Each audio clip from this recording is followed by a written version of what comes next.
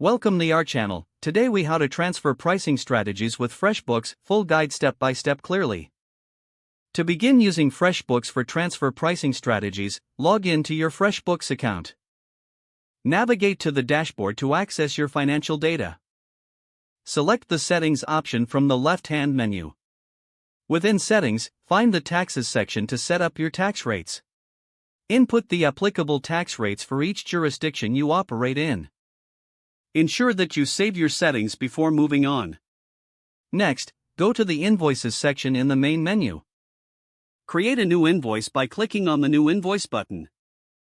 Fill in the client details and itemize your services or products.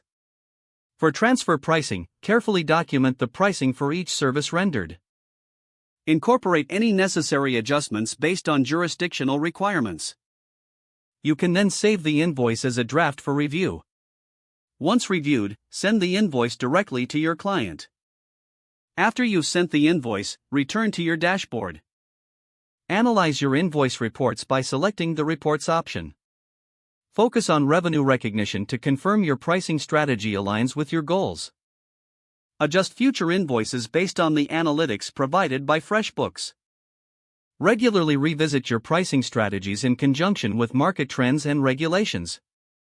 Utilize FreshBooks expense tracking to monitor costs associated with your pricing strategies. This will help ensure profitability in your business operations. Keep all records organized for compliance and auditing purposes.